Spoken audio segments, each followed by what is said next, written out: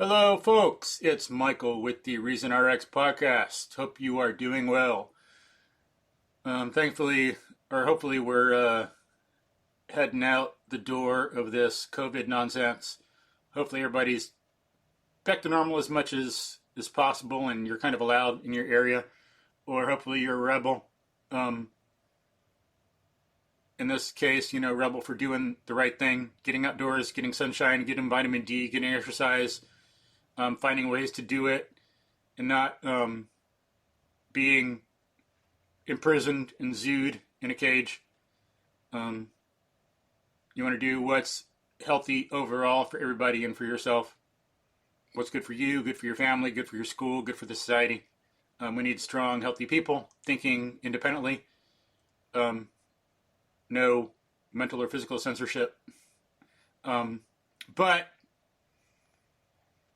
today, we want to get into the fitness aspect and the physical education of ourselves and the physical education part of education. So we have with us today Dr. Jon Morey. Could you say hi? Yep. Good afternoon. Thanks for having me on, Mike. Cool. So we'll be talking about physical education, what's going on today, maybe some history, how we can improve things. So, how's your day been so far, John? Should I call you Doctor? I know, John's fine. Dr. J, John. Yeah. John's cool.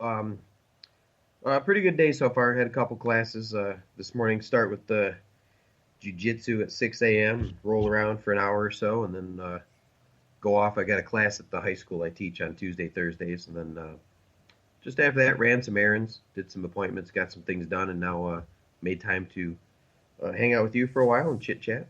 Sweet. Were you taking a class at 6 or teaching? Yeah, no, taking some classes in jiu-jitsu, Brazilian jiu-jitsu. There's a school here, and nice. The only time I've got to squeeze out those 5 a.m. classes twice a week. It's kind of rough, but I always appreciate it once I'm up and over. Yeah, cool. Great school. Yeah, it's something I need to do more of, get into more martial arts. And then what are you doing at the high school? So I work at the University of Michigan, and they've got a dual enrolled program for high school seniors so they can get some early college credits. And I'm teaching Bio 307, with region topics in regional anatomy. So we sort of let the students in the fall, we go through the systemic process in the body, digestive system, musculoskeletal, and then I let them choose 5 areas they found the most interesting, and then we do 2.5-week projects with a research paper at the end in the winter semester. So we just finished up a pathology section. So cool. They're on spring break next week. We got one more to go. Cool. Yeah, this morning I got outdoors as usual. It's something I find I need to do to get my brain working. It's some complexity and practicality outdoors that I've noticed triggers me to wake up, triggers my brain to function better. That just doesn't happen indoors. Things are too flat, boring, monotonous. Get out and then move, instead of being still and not doing much indoors. When I'm out, interacting with the environment, moving, makes a big difference. Just as so that can give a different meaning to a phrase I've used before. What is it? Tom Brown Jr., well-known tracker and survivalist in the U.S. I think it was him. He said, animals are instruments played by the environment. So I like to go out and get played by the environment and wake up and get going. Oh, yeah. Complex. That's good. I kind of do something similar, but I'm at the other end of the day. I like to wind down with a walk in the evening, 3, 4, 5 miles, just to kind of, set the day aside, and students and patients and everything, and nice. Relax. And as the sun goes down, I really like to be out there at in the gloaming and then at dusk and just walk around. Nice, beautiful. Yeah, sunset's beautiful. Yeah, it's interesting how there's some differences in people like that too. So I get like a circadian thing. If you ever looked into the night owls and the morning larks, that theory about Not You have much, but a prototype, like a little some bit, people yeah. stay up late. Yeah, that's really interesting. I've always been like a night owl. Yeah, makes sense. Because, yeah, historically, we'd need both to be on the alert for other tribes that we're going to attack or whatever. Yeah, get up, move with, get up with the sun, go to sleep with the sun, Yeah, sleep but long in the winter. Yeah, yeah, it's interesting about sleep patterns in the winter. We keep the same sleep cycles, spring, summer, fall, and winter. And the days are shorter. I mean, theoretically, we should sleep longer in the winter months. mm-hmm. Like you're saying about vitamin D, I think that would make I wish I could. I wish I could organize 10, 12-hour nights. Yeah, In the winter, but that doesn't happen. yeah. But yeah, that's another thing. Getting out. I'm outdoors, barefoot and shirtless. Got a local creek. Run around on the trails out there in the woods. It's nice getting some solitary time. Just me and nature. Make it real. Just like Henry David Thoreau and other people have talked about. St. Francis of Assisi. But get out there. And I had to take it easy today. Been doing some rough stuff. But then we had like a few inches of rain last night, so can I do a fast run? No, not possible. Unless you want to slip and fall. Plus, some of the ways were blocked from ravines having water in them when they usually dry. So some things were not passable. But you guys get those little flash. What's auroras? Well, yeah. I guess some people could call them arroyos. I don't know if I call these arroyos, but creek got some of that, and sometimes the water can come up pretty fast. Yeah, it's interesting. We don't get some of the flash floods like I've seen in some dry creeks. I've seen some videos or heard about that in some westerns. There's a rain upstream, and even if it's dry there, all of a sudden, like, you got to be careful because out of nowhere, like 10 feet of water can come, thrashing down the creek, drown you and stuff. It's crazy to me. We don't. It's Michigan. Snow is our thing. We don't have those little flash floods. Yeah. It's just ice covered most of the time. Yeah. Still no fast running, but yeah. But it's nice. Nice seeing what you find. Saw some cottontail rabbit tracks. I'm not sure if it's swamp rabbit, which can swim, or eastern cottontail. Swamp are like 4 to 6 pounds. Cottontail maybe just 2 pounds. Smaller rabbit. The feet size are about the same though. But saw some dog tracks and person tracks, and saw some cardinal out, and what is it? I might have seen a shrike for the first time. Maybe I've seen a shrike before, but shrike are awesome. I want to see a shrike. I got a video I got to check on iNaturalist to see if it's what I saw. Looked like some of the patterning could have been the same. But a shrike is an awesome bird. Maybe I'll have to put some stuff in the show notes for folks. There's a video I love made by someone. It's like titled "Shrikes Are Metal." Oh. Is a shrike like a falcon kind of?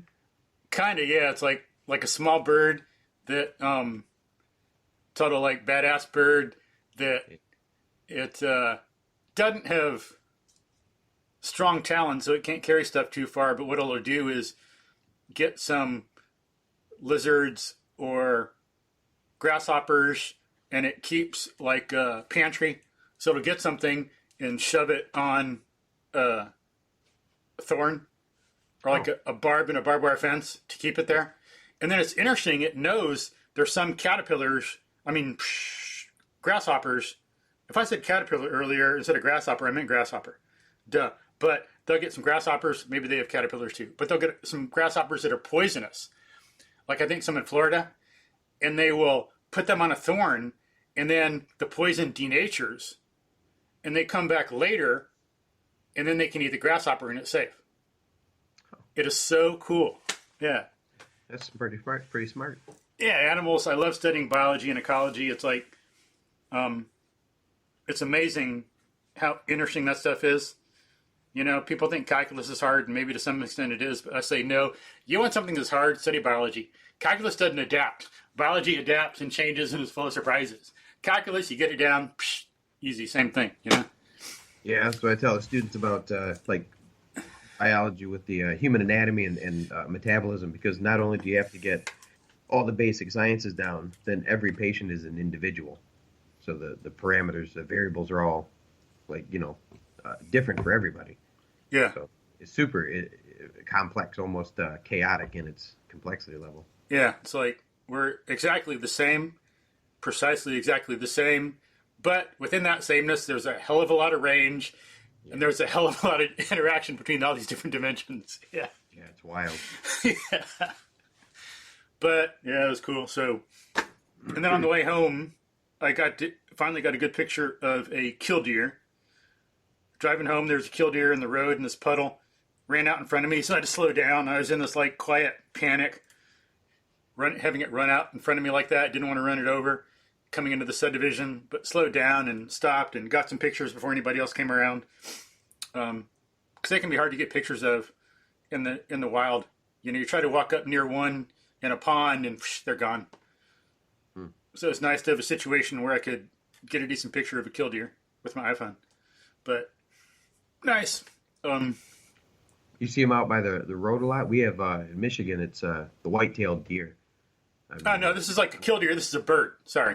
Yeah, no, the killdeer is a bird, but you guys have problems with them running around the road? Like no, not that I'm aware of. Hit them in the road? Yeah, because this is one, like, I've never seen one in a road near a puddle like this. It's just since it rained last night.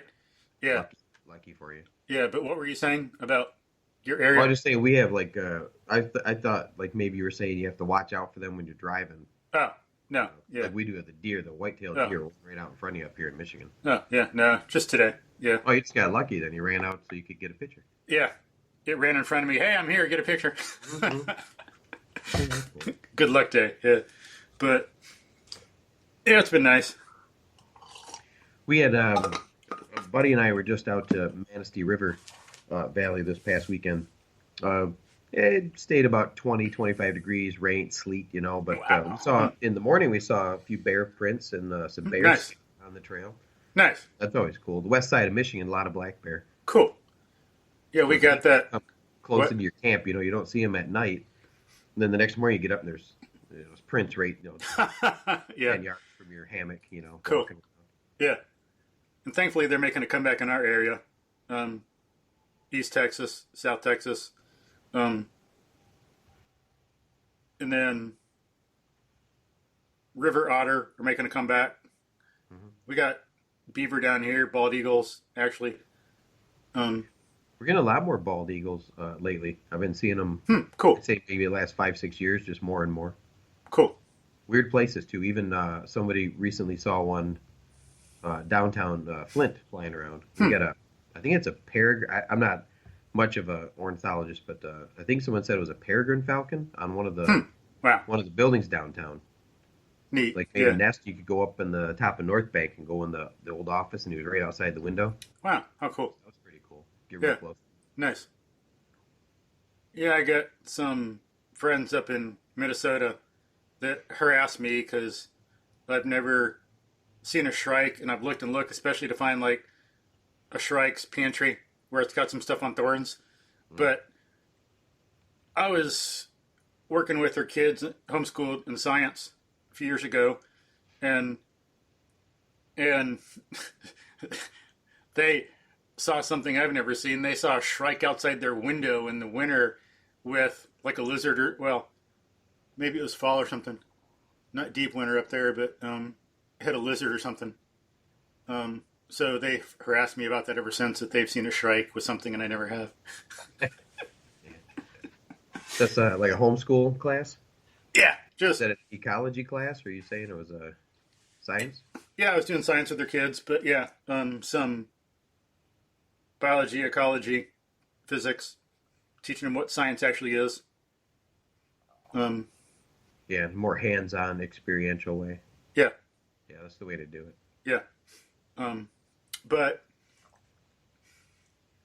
so, I'm jealous of them. Still trying to see a Shrike. That's something I want to do in life. See a Shrike in my local area and see it with some prey. Because I've seen a lot of other cool stuff down here, even though it's in Houston, in the suburbs, but got the local creek. I've seen I don't know if it was a red-tailed hawk, red-shouldered hawk with a squirrel. Had a squirrel on the side of a road, had gotten the squirrel, and then it flew up into a tree to get away from some smaller birds that were mobbing it so it could eat in peace. Seen a fish, or seen a snake, a water snake, with a fish in its mouth. That was amazing. You know, the fish is like, it was holding it up from the side, swimming out of the creek. And, you know, its mouth must have been like a tenth or a 20th of the whole surface area side of the fish. It's like, how are you holding that? It's like, how are you going to eat that? But of course they can, but just amazing, interesting stuff. Or I learned that we had flying squirrels around here as opposed to sugar gliders. Some people thought it was a sugar glider, but they're not. But we got flying squirrels, and I don't know about them because they only come out at night. But I found one time, a few years ago, I found out that we had them in the area when I found a copperhead that was eating one. Oh, yeah? I wonder how I got it. Me too. I don't know if it went up in the tree and got it while it was sleeping and then fell out because the snake was on the ground. Then there was some broken branches nearby. Huh. So that could have happened. I had a sugar glider as a pet, man, maybe 25, 30 years ago. And because I was working mostly third shift and then second, third shift. And when I'd come home, you know, he'd sleep when I slept. And then the thing was up. And I put these little rope nets in the corner of my apartment. And he would jump off of those. Yeah, cool. Sail across the apartment. It was pretty neat. Huh, wow. Yeah, pretty neat. But yeah, people get outdoors, exercise more out there. It's fascinating, interesting. You'll learn a lot, learn more about life. You know, as I like to say, wisdom is knowing the wider world. You know, we don't get wise by looking at ourselves in the mirror. We get wise by knowing other things in ourselves, other things going on around us. That's what wisdom is about. So, and of course, to live a good life, we need wisdom. We need to get out, learn other things, learn about the inanimate, the animate, plants, animals, living things, animals, what they do, how we depend upon them, how they help us, and not confuse morality and metaphysics and think just because we think we're special or psychologically we care about ourselves that the world revolves around us. Yeah, that's the old comedian George Carlin said we give a lot of weight to the sanctity of life, you know, because we're alive. Mm-hmm. I always thought that was funny. He's like, what did he say? What's the last you heard from JFK and some other people on the sanctity of life? And then he's like, nothing. They're dead. You know, it's like we make this all up, the sanctity of life, because we're at the center of our own universe. Like what you were just saying. Yeah, that's real deep stuff there. Mm-hmm. Stuff about. Mm-hmm. Getting outside really puts that in perspective when you're outdoors. We do, you know, each month we have these guided nature things. We do camps and workshops and events. We take people out. Sometimes people that have never slept outside.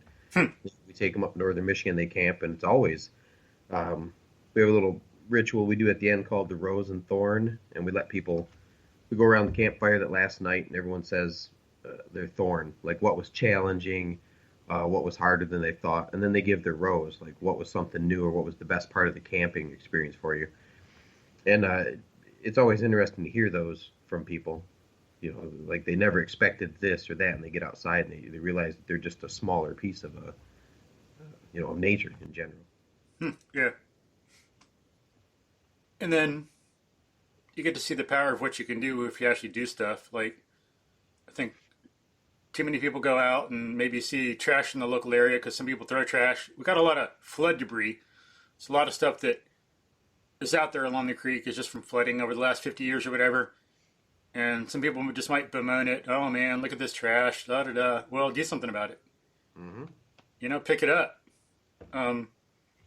Or, you know, some people say when they learn I go barefoot, aren't you scared of like stepping on glass or broken nails? I'm like, no, because I pick it up.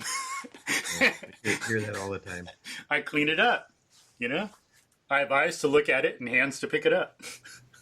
We have everybody bring in their kit when they get a recommended kit. We recommend a garbage bag, something small as a 13-gallon or a big 55-gallon drum liner or a construction um, like a 3 mil bag. And then if we get to a place and there's too much trash, like if we do the big summer camp with the family, we give the kids latex gloves and big trash bags, and we let them clean out the swamp or the water land or just the area in the forest. It's like one of the Nice projects we do. And they have a lot of fun doing it, as long as they're safe. Yeah. And it helps clean up some of the trash. 'Cause, yeah, it's unbelievable the stuff you find out in the woods. Then it's very good opportunity for movement too. People don't realize. People just think of it as taking out trash. They don't understand what's going on. Don't think through it. People have a maybe negative association with picking up trash or think it's for like less than them or something. But there's a hell of a lot of movement potential in the outdoors for picking up trash. It's like, getting outdoors and exercising. Okay, yeah, I recommend gyms. Support local business 100%. For example, like P3 CrossFit, local in the area. John McPherson runs it. Level 4 certified. He knows what he's doing. Great place. Some gyms, yes. Get a good trainer, yes. Absolutely. And then you can do some things maybe with strength training in the gym that might be a little harder to do outdoors, and maybe you can't find some good heavy object. So you can work on some things in the gym, or maybe if it's raining or whatever. But we need to get outdoors. A lot of opportunity, a lot more interesting. You learn a lot. You get involved with life.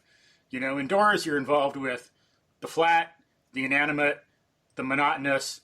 You can measure your strength, but what about the dimensions of mental processing, brain function, hearing, sight? People don't talk about those dimensions that you could measure. They just don't do it at all.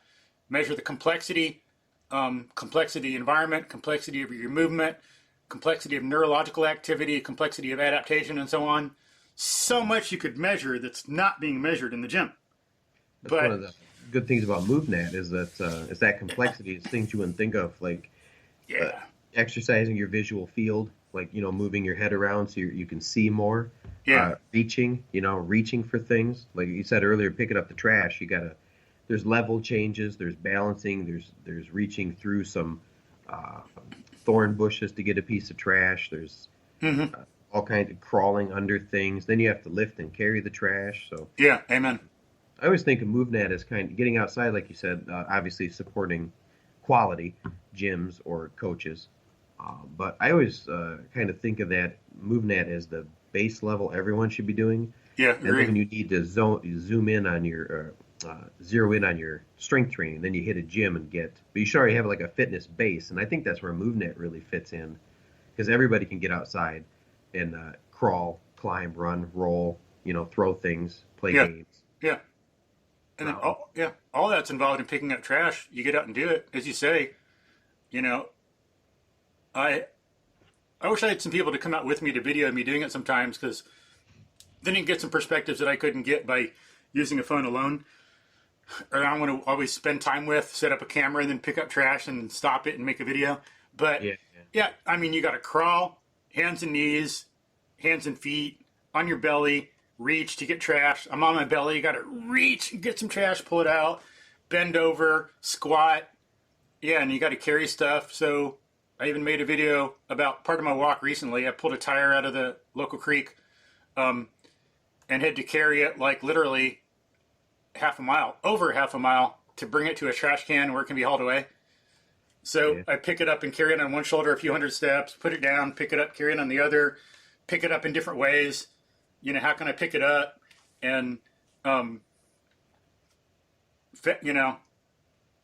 had one idea in my head for picking stuff up that I'm used to, but then I found, like, let me try if I, do a clean and jerk and get it up. Oh, when I'm, flipping my body to get it up, what if I just get it on my leg and flip it up?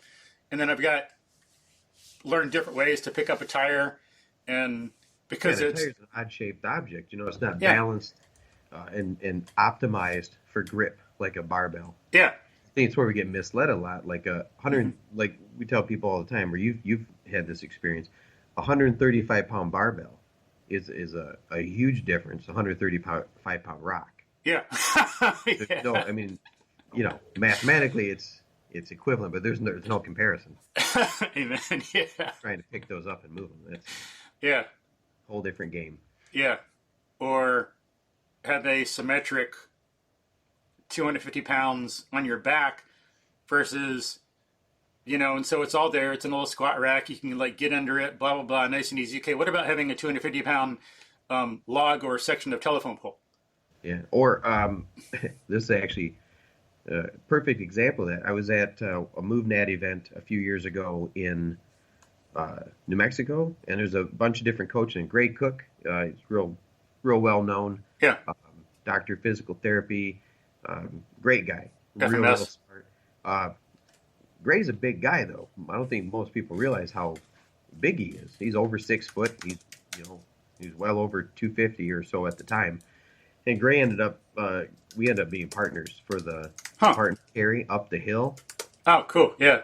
and that's no joke. Like I could throw 250 on my shoulders and walk a quarter mile, but slumping Gray across my low back and dragging him up there, I don't know who was worse for me or him. His arms and legs dragging in the gravel, but Huh. Yeah, yeah, yeah. yeah, it's totally different but that's more practical. Your real life, you might have to move a friend or somebody in an emergency. You might have to, I don't know, hump some gear, clean some trash, that kind of thing. So it's a more practical strength, I think. Yeah. Amen. But, all right, well, let's see. Let's have you tell folks about yourself. We've been talking about our days and how we like being outdoors and what you can get out of it. Yeah. How there's a lot more to some stuff than people would realize. Like, you go out and pick up trash in the outdoors, and there's a lot of fitness opportunities there that there's some stuff you can get in the gym, but some stuff you cannot get in the gym at all. Mm-hmm. No way, no how. Like getting a tire, carrying it up the side of the creek. How are you going to like reproduce that in the gym? Right. But Yeah, I guess giving some context would be good. 'Cause otherwise, it just sounds like I go out and exercise picking up trash. yeah, it's like, huh? What? I don't get it. Or, We but should just kind of run through sort of a brief background, or yeah. So, in let's see. We'll talk. We're going to talk to you today about what's going on, and in the future, we'll talk about a program MovNat's you and someone else's Megan is developing for MovNat. But tell folks about your background, if you would please, about yourself and your background. yeah, and then I can kind of segue into what Megan and MovNat are working on, and actually kind of how it started with my background. So, I'm in Michigan. I'm a chiropractic physician, and I teach anatomy at the university, mostly for like the pre-med, the nurse, the PA programs, that kind of thing, and the higher level human anatomy. I've always been interested in anatomy and health in general. How the body works. I have a martial art background, so at first I was interested in how it came apart. Then I got interested in how to stay healthy. So went to school, got my degrees, and then I've always been, since I'm on the spectrum myself with Asperger's, I've always gone outside. Right, I get outside. The Japanese have that Shinrin-yoku, the forest bathing. Yeah. I've always found time outside in nature. We were talking earlier about the fractal experience, just being outside. That's always been centering for me. And I have an anthropology background from my undergrad. And I started looking at the some of the lifestyle aspects of the pre-civilized peoples that we have. And I chose some areas: movement, nourishment, restoration, hygiene, and community to kind of emulate in modern day, so we could kind of become more uncivilized, we say, because I think civilization is kind of the primary cause. And I developed this program of movement based on different exercise backgrounds and martial arts. And then I came across MovNat 7 or 8 years ago, and I scrapped everything I had done up to that point because the system, the program Erwan had come up with, just dropped in perfectly. it's human movement at its purest. He talks about the domains of movement: locomotion, manipulatives, combatives. So I've sort of dropped that in as the template for our Uncivilized Vitality, or our movement recommendations. Really, it boils down to learn to move properly. That's vital. You got to learn, and MovNat's the best way to do that. Learn to move like a proper human. Move or play on purpose, and then make friends with the ground. I'm a big supporter of just sitting down for flexibility. Get rid of your chairs, get rid of your comfy Barco loungers. Especially when we go outside. We get out in the camp, and we sit on the ground the whole weekend. So I took that kind of health and wellness aspect, and the other large part of that is getting back out into nature. But you can't just send these overly civilized modern people out into the woods. So we teach them we say field craft skills: how to pitch a shelter, how to safely steward your fire, how to purify water. Cool. How to be environmentally conservative when you're out there. So you're not just damaging the woodlands or tramping across. Amen. Yeah, like the moss, that doesn't grow back for 10 years. Anyway, show them how to pick that, and then do some bushcrafty stuff, but it's definitely not a survivalist program or bushcrafty. But it's called Uncivilized Vitality, and we get out there and we do the health and wellness stuff, mostly for my patients. And then I have a whole business where we take at least once a month, we run a different group out into the woods, northern Michigan, and they get out there and they live like Native Americans did. Cool. Survivalism is just living. Yeah. That's why I'm outside picking up trash in the woods a lot. I want to kind of clear that up for people that are listening. Yeah. Yeah, it's like I started getting outdoors more when I was running the local trails, and then one day I'm like, I look to the left on the trail and there's trash. I look to the right and there's trash. It's like, I don't want to feel like I'm in a trash dump. Yeah. It's like, I'm going to clean this stuff up. I want to feel like I'm in the outdoors. So what's that bystander? What's that called? The bystander theory. Everybody figures somebody else will do it. Oh yeah. Yeah. Somebody will get that. Yeah. Well, no, you're somebody. Stop and pick it up. Yeah. Or who is it? Forgot the name right now. Someone the elder. 1200 AD maybe had a longer quote, but to paraphrase, it was like, "If not me, who? If not now, when?" Oh yeah.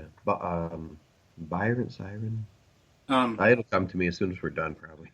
Same here. Yeah, I know he was a Jewish scholar, but the first part just won't come to me right now. I think something the elder, something the younger, but yeah, I'll put it in the show notes. But I saw something in your background about philosophy. So we use a kind of a stoicism as a stoic-based philosophy for Uncivilized Vitality, kind of help people get back to nature and accept, let go of that dichotomy of control.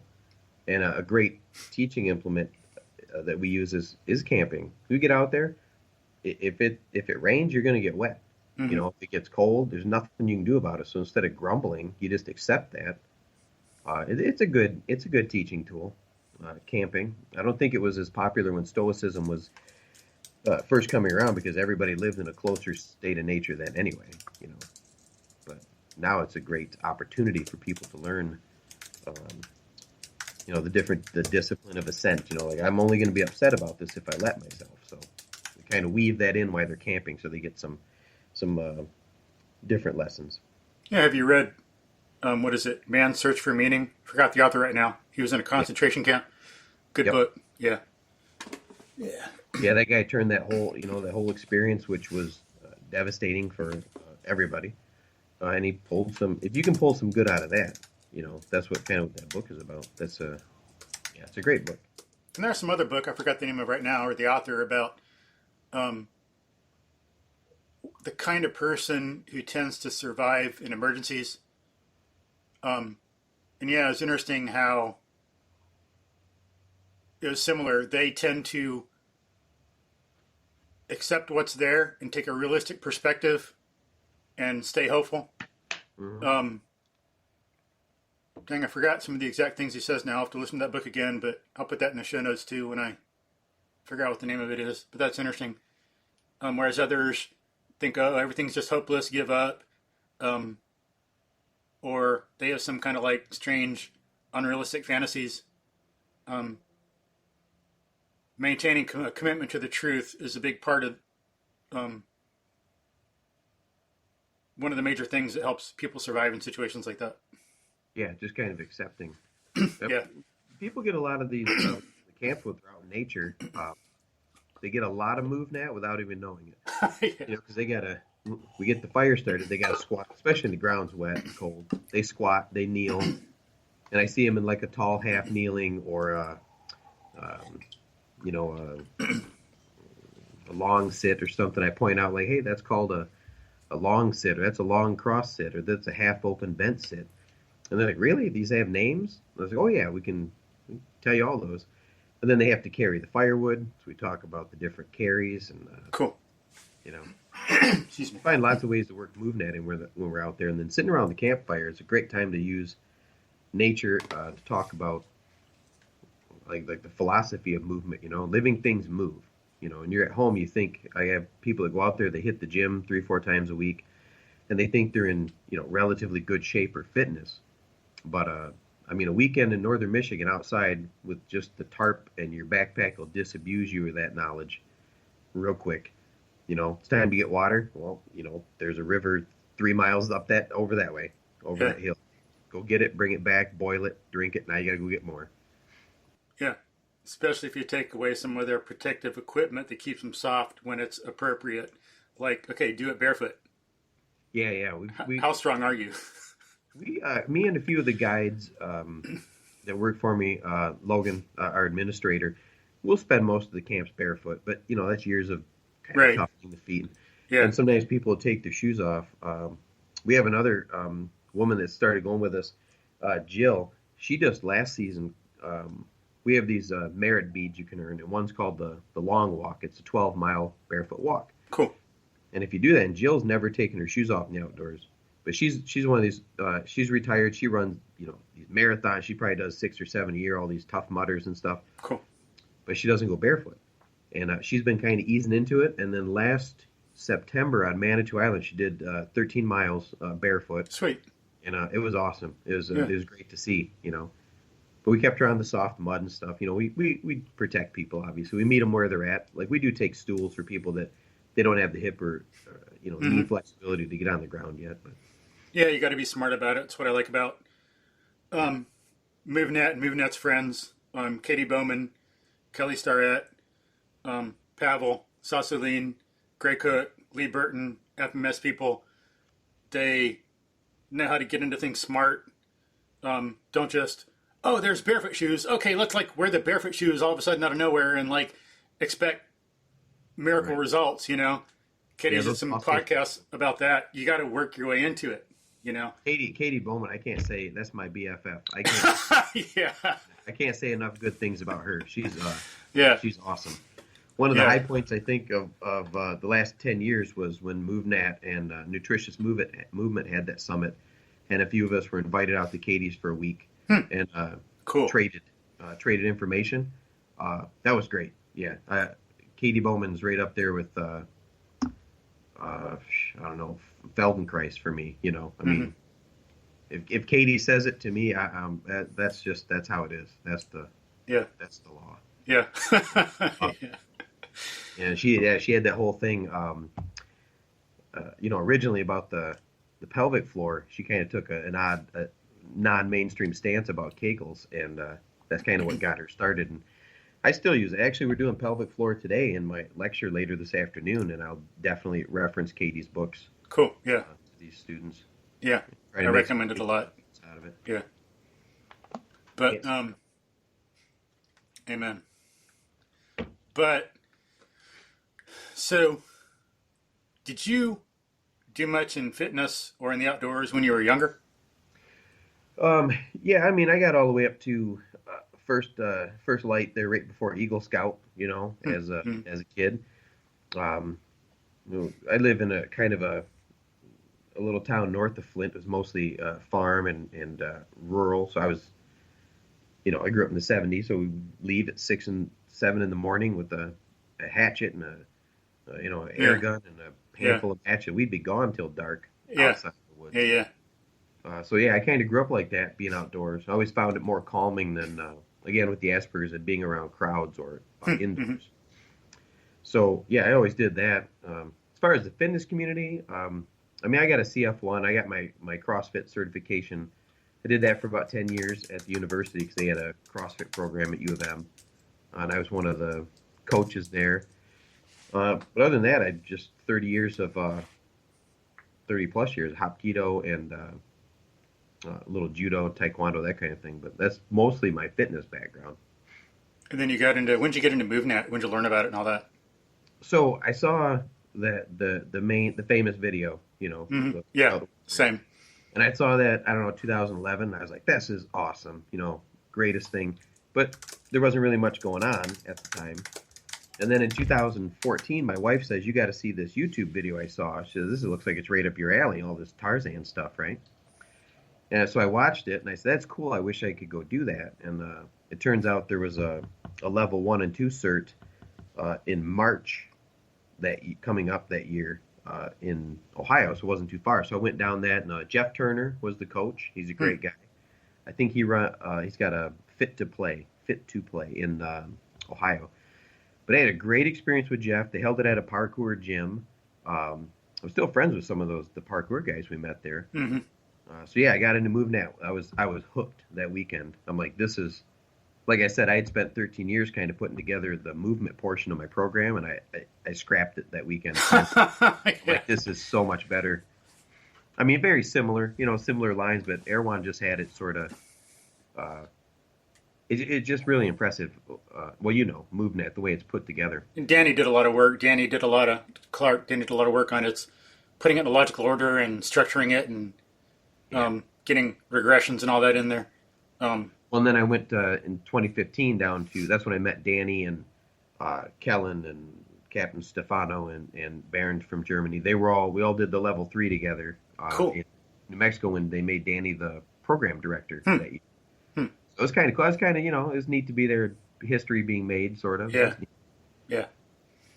And all those guys, like Oki from China, he was there. And so many of the guys I see now, or people will come and show me these guys on Instagram or YouTube and say, hey, Dr. Morey, is this one of those guys that do the things you do? Like they're celebrities. I'm like, oh, I know that guy. Yeah. Yeah. Yeah, it's pretty cool. I went to my L3 last year, 21. Still got to do a few things to pass, but yeah, Yeah, great group of people. I had to send I went to the 1 and 2 in March, and then I went to that same September that year to the level 3, and I thought I was prepared. I did pretty good we did the combatives that weekend too. What got me was the last day. We did the long sit to a squat, deep squat. So like a sit to stand, a long sit into a deep squat, or you just pull your feet in, and stand up. I couldn't do it. Yeah. Years of deadlifting behind me, and my hips were too tight. So I had to send a video to Vic for that. But I got home. My wife said, "How'd you do?" We have 4 boys, and I said, "Well, I couldn't do this one thing. It was real simple. I was the only one that couldn't do it. It was kind of a blow-off test. Everybody's like, oh, just couldn't do it." And they all sat down. My wife, my 4 boys. They're like, you mean this? And they all just pulled their feet in straight to the squat and stood up like it was. Wow. It was very humbling. Yeah, it's unusual. A lot of people can't do it that way in our culture, unfortunately, because of chairs and everything. It's like, yeah. Yeah, so I just want to make sure people know that, like, just because all of a sudden your kids and your wife could do it, I'll maybe put a video of what it is in the show notes and people can see. It's one of those things where it's not necessarily a very athletic movement. It's just you require the right range of motion, and if you're a chair sitter or you've done something like deadlifting, you got real short glutes and hams. It's kind of tough at first. I mean, I can do it now, but it took a while to work into that. Yeah. And it was surprising because it seemed like such a sort of a simple thing. Like Erwan had everybody on that last day. He's like, well, let's just get this one out of the way. Everybody sit down and just come to a deep squat. And I kept falling over. I had never seen that before that day. And I was like, you know, Yeah, but not athletic, but practical. yeah. Yeah, if Especially your like, hands are full, you gotta, yeah, you got your infant or some like wood, and you just got to come to your feet. That's a marker of good health. Being able to stand up without using your hands. yeah, or for military or police purposes, um, you're defending yourself. Um, you're on the ground. Can you stand up and keep the gun pointed at the criminal? Yeah, exactly. Um, you know, Protect yourself. yeah. But cool. Um, That's kind of where I got started with MovNat, and uh, then I used MovNat in my clinic. I came right back and got rid of my um, traditional physical therapy routine for patients and just implemented MovNat. So now I cool. don't do physical therapy with patients. We do movement therapy. Hmm. We just teach them MovNat, sits to stands, how to sit, how to stand, how to walk, how to step over. Um, they feel like they're moving. They're not doing exercises or stretches at home. I'm teaching them how to move like a human should move, and it helps them with that active care to stay out of the office, for maintenance, and they love it. And they even come back and take private MovNat lessons with some of my Cool. MovNat coaches here, and we've Nice. had great success with it. Cool. So yeah, that would be good stuff. Whereas some physical therapists, um, they're doing the best they can based on what they know.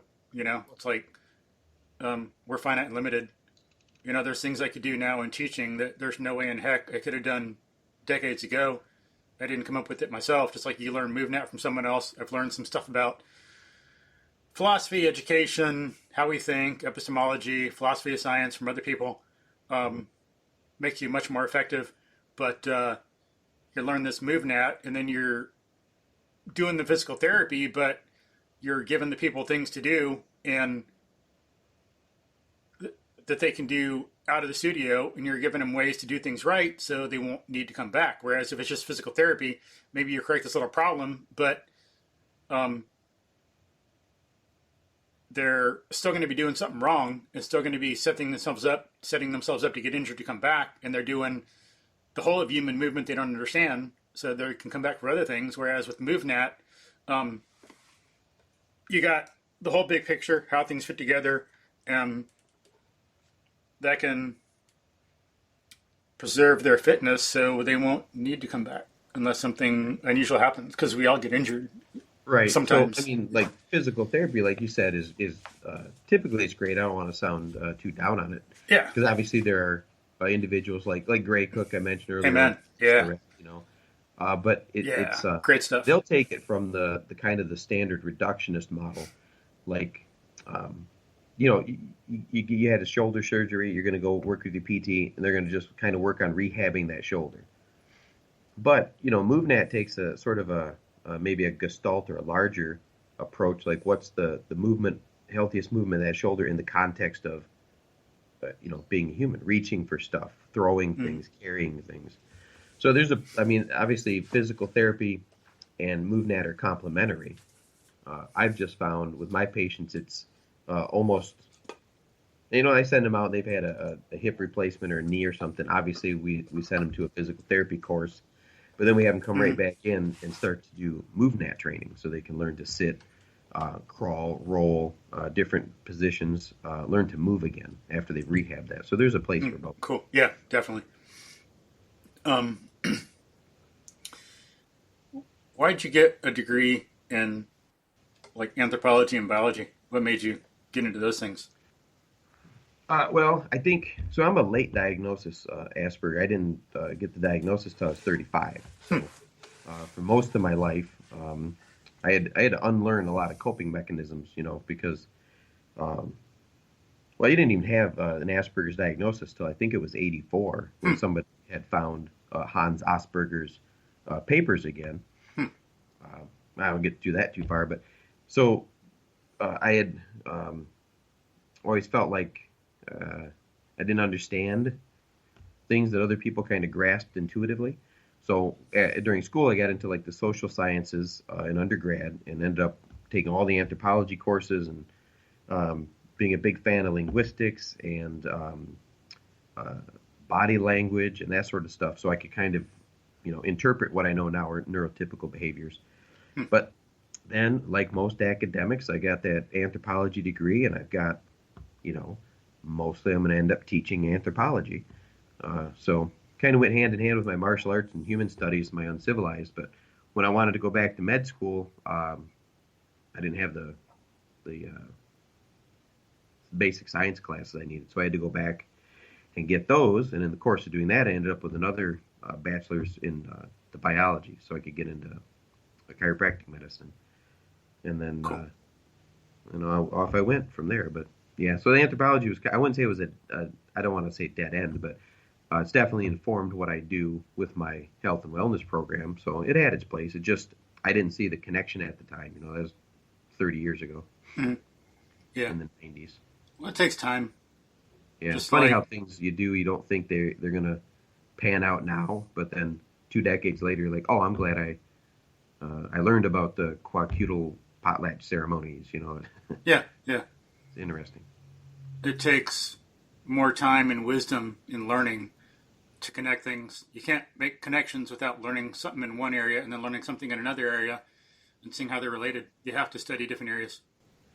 Yeah, it's one of the cool things about getting older. Being with the Asperger's, I read hyperlexic. I read a lot. I've always liked to read. That's the only really thing I like to do besides going outside. And I found the older I get, the one thing I've learned is that there's way too much stuff to learn. I used to think you could take a subject and the Hapkido I do is Hapkido Sunmukwan. It's Korean martial art. There are 3,864 techniques in the system. I know them all backward, forward. I can name them. I have that kind of systemic. I like to learn that, like all of it. And then, I thought anything would be like that, like the human body anatomy. I've been doing that for 25, 30 years. It seems like something like it's a finite science. You could learn like all the arteries, all the muscles, all the ligaments, but it's like it's always something new. Mm-hmm. Yeah, so that as I get older, I realize how much I don't know about things I want to know about, and it's just so frustrating. Yeah. I don't have enough time to read. Yeah, like Newton said, even though he discovered all this stuff and people were impressed by him and he's a genius, he said he felt like a schoolboy or like a child at a beach just studying one pebble. Because there was all this stuff he knew was beyond what he had learned. He'd keep a notebook of questions. He'd have all these questions he wanted to answer. I've never looked at it. I wonder how many questions are in there that he even never got a chance to think about. But he knew there was so much more and to know and so many more connections he could make and just put it in proper perspective that we know a lot and we can be amazing in life, yet there's still so much more to learn and do. Yeah, it's the Socratic paradox. The more you know, the more you realize how little you know. Yeah. And you got to start by realizing you don't know anything, and then just kind of fill in the gap. Just do the best you can, But that's really been hitting home lately. The few I'll come across a book, a mention of a book in something I'm reading, so I'll go get that book, read that, and that'll mention another two, when I read those, and mm-hmm. I'm gonna have to live to be about 200 to get through at least the number of books I can think of right now I want to read. Yeah. Now you got a degree in chiropractic medicine and a degree in human physiology. Yeah. Are those like bachelor's, PhD, or what? So the chiropractic medicine, that's a DC. It's a clinical doctorate, like an MD, a DO. Academically, clinical doctorates are somewhere between a master and a PhD level degree. That's how they kind of fit in the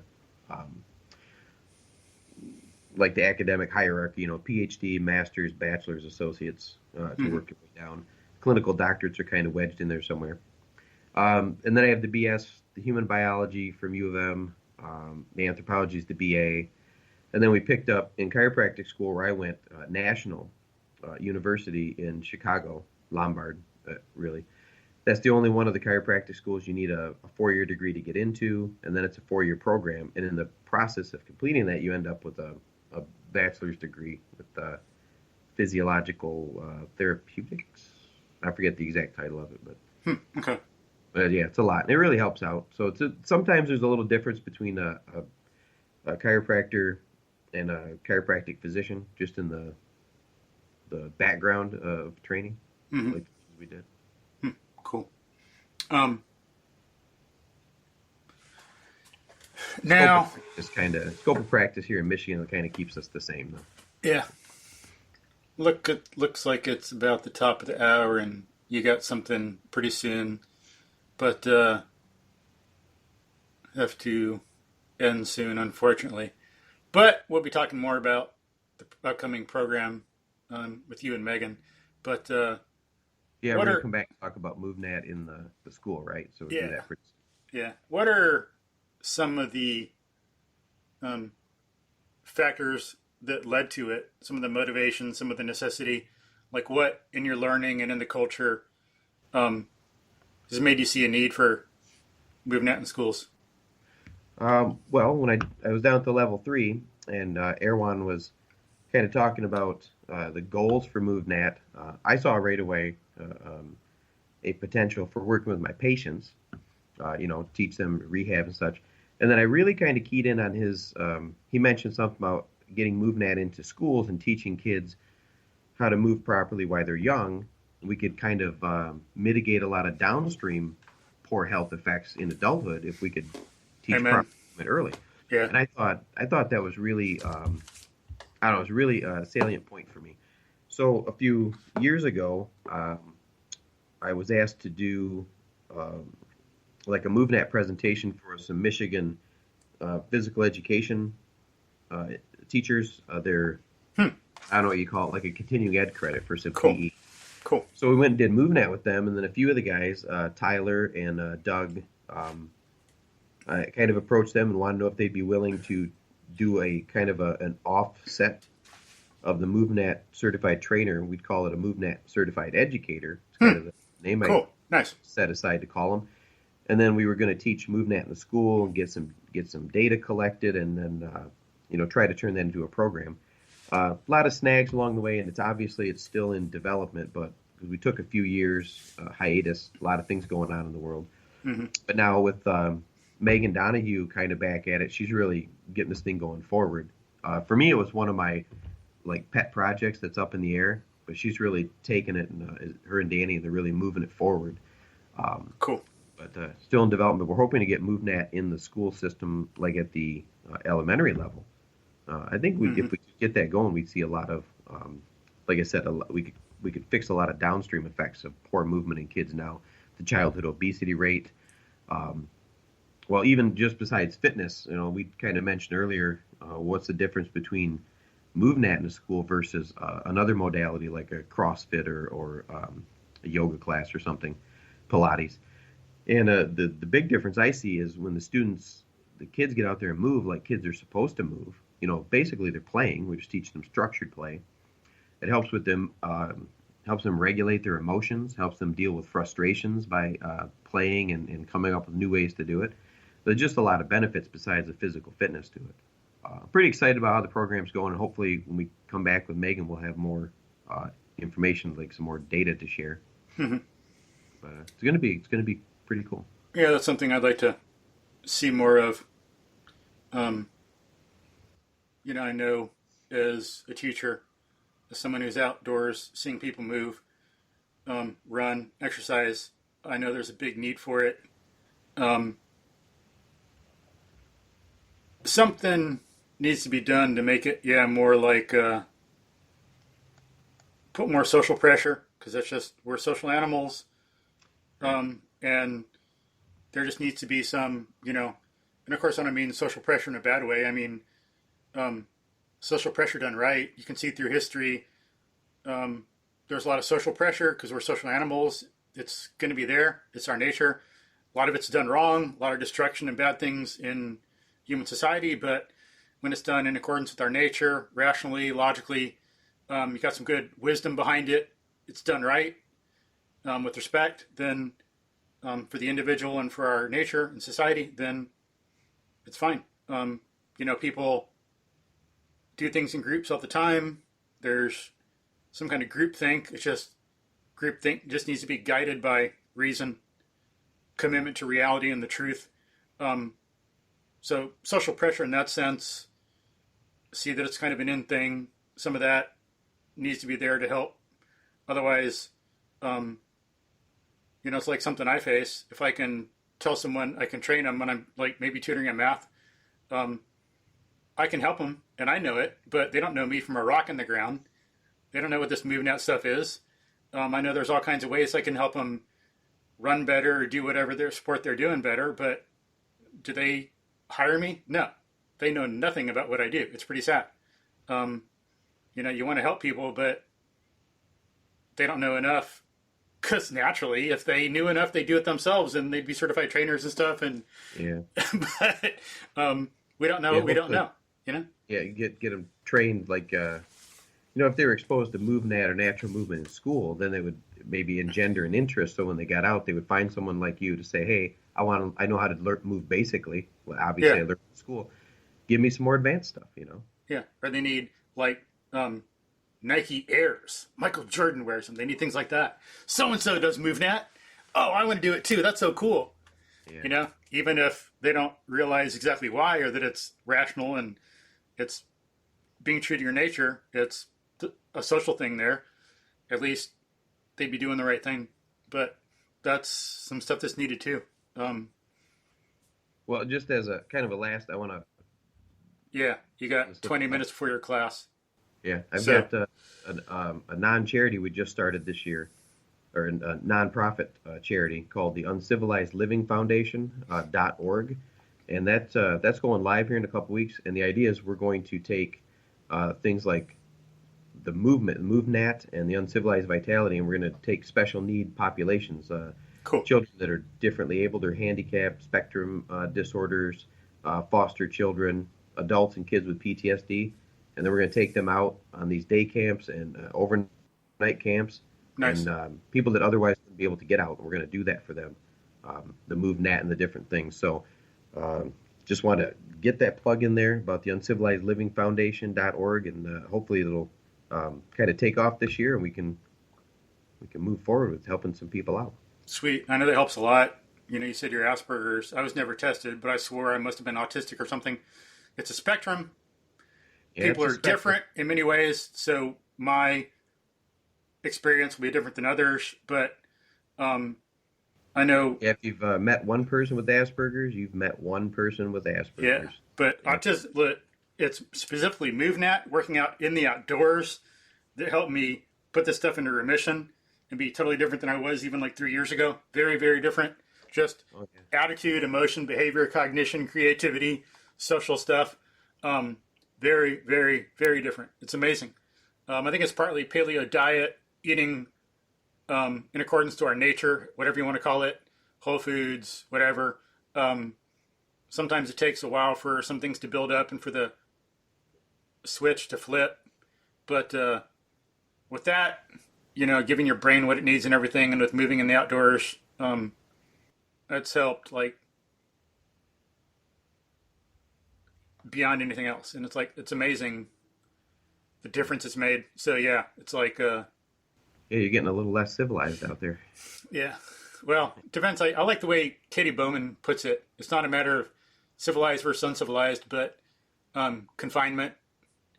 I forgot the exact word she uses, but it's more like being in a zoo or modern confinement, not civilization as such. Depends on how you define civilization.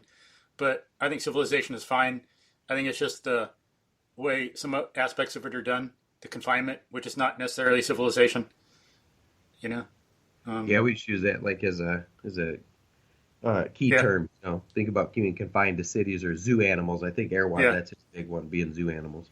Yeah, because Kate talks about the floppy fin syndrome of like killer whales in captivity. Yeah, that's it. Captivity. That's what she says. That's the word. Bam! I'm glad you actually accidentally said that. Yeah, it's a matter of captivity, not civilization. But yeah, that's the way. It's like, I think in some of the scientific literature, they talk about civilization.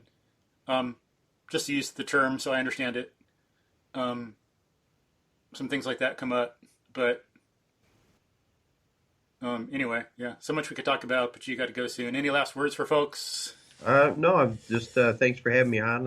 I'm looking forward to when we get some more of the MovNat in the schools. The program's a little further along, so it's gonna be big. Megan's doing a lot of work. Danny's doing a lot of work. They've got a lot of other MCTs doing some work behind the scenes. So excited to come back and chat about that. Yeah, awesome. Yeah, so we'll do that maybe in the summer or so. We'll see. All right, But yeah, and if you're ever up in Michigan, you want to come out on one of our adventures, just let me know. heck yeah, that'd be awesome. As long as it's not in the winter. Well, maybe temporarily on vacation in the winter, then I could look forward to coming back down to Houston where it's warm. Yeah, But yeah. That's the best part. We tell people you go outside for 3 nights and sleep out in the snow in northern Michigan. When you come home, yeah, the hot running water tap is magic. Cool. You poop indoors. It's amazing. You start to appreciate the small things you've got after a week out in the woods. And it would be nice to get out and push it further in the cold. I've been out barefoot and shirtless when it's in the 20s, crawling on my belly in the snow and stuff. But be nice to see what some of that's like when it's colder. See how much I've adapted. Because I know I've improved. This year it was like 26 out, and I went out for a barefoot run, and it was interesting that my toes didn't get cold or freeze as they had in the past. I stayed warmer than I expected and that I have. So nice that I've adapted there some. But Yeah, we find that first night you're cold, but after you've slept, like Friday, everybody's really cold, and then on Saturday, it's like you acclimate really quick. You'd be cold Friday night, and then Saturday you're standing around your t-shirt and yeah. 10 degrees out. Huh. Well, not everybody. Some, Yeah. I don't want to oversell it, but Yeah. come on up sometime, be my guest, and come out with us. It'd be awesome. Cool. That'd be nice. This way. All right. You got a class to prepare for. So Yeah, I got to get ready. So thanks for having me on. good. Heck yeah. Good discussion. So much more we could have talked about, but everything's finite and limited. So thank you. Okay. All right. Take Have care. a good man. day. You too. Bye.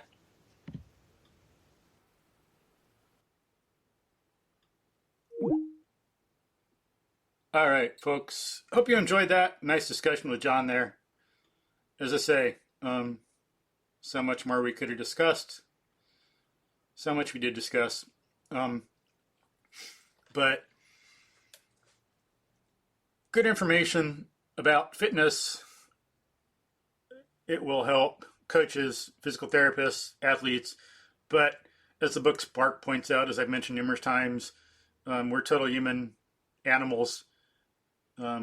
Education helps us be better at fitness by learning about it, knowing how to do better, being more precise. Fitness helps us think better, be healthier, be more focused, have better attention, and so on.